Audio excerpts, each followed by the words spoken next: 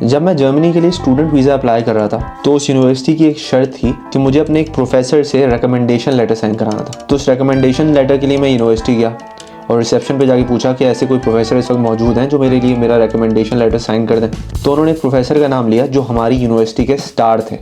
उन्होंने पता नहीं कितने पेपर्स लिखे थे, कितनी पब्लिकेशंस की हुई थी और हर जगह उनका बहुत नाम था।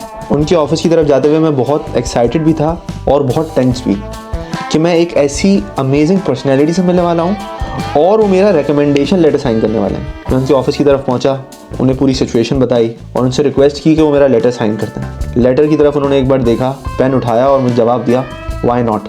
और साइन करते हुए उन्होंने मुझे एक ऐसी बात बोली जिसकी वजह से मेरे आने वाली रातों की नींदें हराम हो गई। जर्मनी क्यों जा रहे हो? वहाँ पे तो जॉब्स ही नहीं है, सब वापस आ जाते हैं।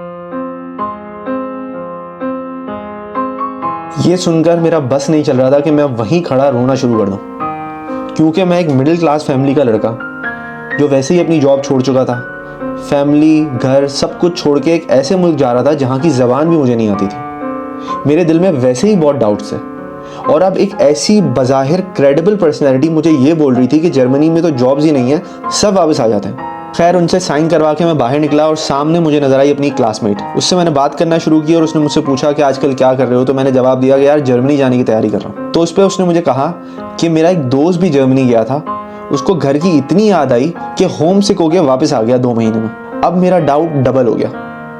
मैं परेशानी की हालत में घर गया और मैंने अपने यूरोपियन रिश्तेदार को कॉल मिलाई, ये सोचकर कि क्या पता ये मेरा डाउट दूर कर दें। उनसे जब बात हुई तो उन्होंने मुझे नाज़ी नस्ल परस्त जर्मन्स की कहानी बताना शुरू कर दी जिन्होंने एक ज़माने में 60 लाख यहूदियों का कत्ल किया था। इस एडवाइस में और पुरानी 2 एडवाइस में फ़र्क ये था कि यहाँ पे एटलीस्ट वापसी का कोई चांस नहीं था, कोई चांस नहीं था। तो जॉब्स है नहीं, घर की याद और रेसिज्म के साथ जान का खतरा।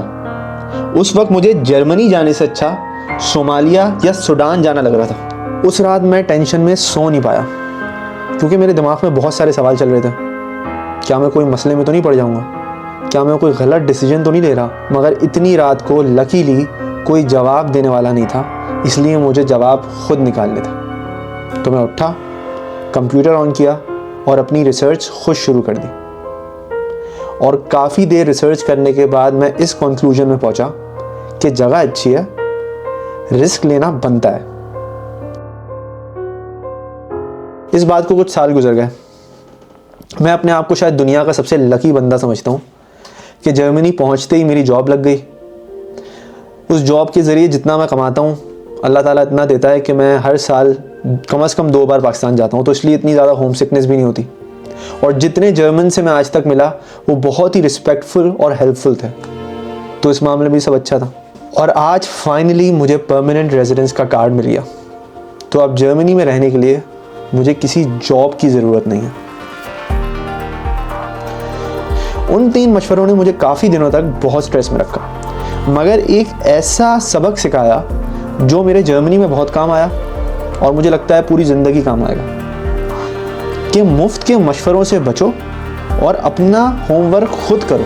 मैं ये नहीं समझता कि उन तीनों में से किसी की भी इंटेंशन बुरी थी, बस उन्होंने जो सुना बगैर सोचे समझे मुझे बता दिया, क्योंकि शायद उनके लिए वो बातें सिर्फ कुछ मुंह से निकले हुए अल्फाज थे, मगर मेरे लिए वो मेरी ज़िंदगी की एक बहुत अहम डिसीजन पे एक सवालिया निशान था।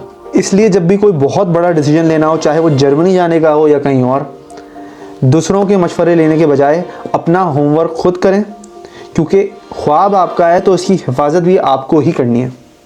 हेलो, हाँ अम्मा जी, कार्ड आ गया। हाँ अभी गया मैं लेने के लिए कार्ड।